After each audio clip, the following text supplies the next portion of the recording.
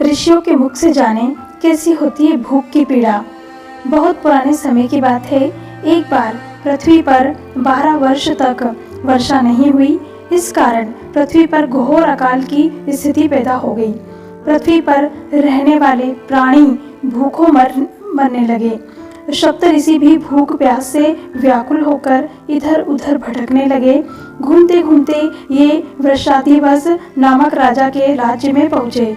उनके आगमन का समाचार सुनकर राजा अपने महल से बाहर आया और उनका स्वागत सत्कार करके बोला, मुनिवद, मैं आपसे अन्य ग्राम घृत दुग्ध आदि रस एवं भांति भांति के रत्न अर्पित कर रहा हूँ, कृपया इन्हें स्वीकार करें। यह सुनकर ऋषि बोले, राजन, राजा का दिया हुआ दान ऊपर से तो मधुर के समान मीठा दिखाई देता है, किंतु परिणाम में वह विष के समान हो जाता है। इस बात को जानकर भी हम लोग आपके प्रलोभन में क्यों फंसे? ब्राह्मण का शरीर तो देवता का निवास स्थान होता है। यदि ब्राह्मण तपस्या से शुद्ध एवं संतुष्ट रहता है तो वह संपूर्ण देवताओं को प्रसन्न रखता है।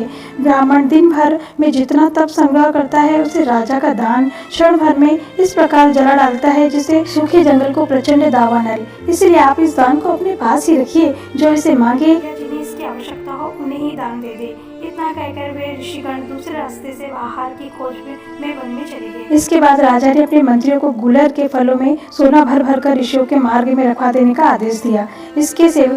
उसके सेवकों ने ऐसा ही किया। महर्षि अत्रि ने जब उसमें से एक गुलर को उठाया तो उन्हें वह फल बड़ा वजनदार महसूस हुआ। उन्होंने कहा, हमारी बुद्धि इतनी मंद नहीं हुई है और न ही हम सो रहे हैं। हमें मालूम है इसके भीतर स्वर्ण है। यदि आज हम इन्हें ले लेते हैं तो परलोक में हमें इसका कटु परिणाम भोगना पड़ेगा। यह कहकर दृढ़ता पूर्वक नियमों का पालन करने वाले वे ऋषिगण वहां से आगे बढ़ गए। घूमते घूमते वे मध्य पुष्कर में गए, जहाँ अकस्मात आए हुए सुनासक नामक परिव्राजक से उनकी भेंट हुई। वहां उन्हें एक बहुत ही बड़ा सरोवर दिखाई दिया। उसके जल में हजारों कमल खिले हुए थे। वे सब के सब उस सरोवर के किनारे बैठ गए। उसी समय सुनासक ने पूछा, आप सब यह बताएं कि भूख की पीड़ा कैसे होती है? ऋषि बोले, अस्त्र शस्त्रों से मनुष्य को जितनी वेदना होती है वह वेदना भी भूख के सामने मात हो जाती है। पेट की आग से शरीर की समस्त नाड़ियां सूख जाती है। आंखों के आगे अंधेरा छा जाता है। कुछ भी सुझाई नहीं देता। भूख की आग प्रज्वलित होने पर प्राणी गूंगा, बहरा, जड़, पंगु, भयंकर एवं मर्यादाहीन हो जाता है। इसीलिए अन्न ही सर्वोत्तम पदार्थ है। ऋषियों ने आगे कहा, इसीलिए अन्नदान को सबसे बड़ा दान माना गया है। अन्नदान करने वाले को अक्षय तृप्ति और सनातन स्थिति प्राप्त होती है।